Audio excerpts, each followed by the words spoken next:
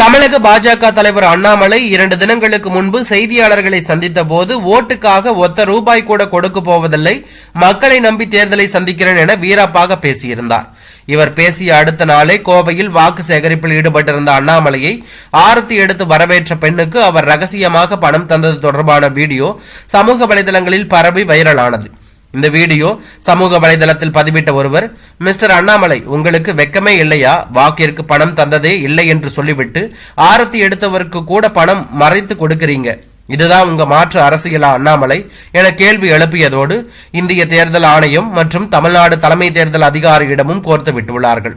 இதனை பார்த்த கோவை மாவட்ட ஆட்சியரும் தேர்தல் நடத்தும் அதிகாரியுமான மனோஜ்குமார், இந்த வீடியோ குறித்தான உண்மைத்தன்மையை ஆராய நடவடிக்கை எடுத்து உள்ளோம் என வீடியோவை காவல்துறையினருக்கு அனுப்பப்பட்டு விசாரணை நடைபெற்று வருகிறது என பதிலளித்துள்ளார்.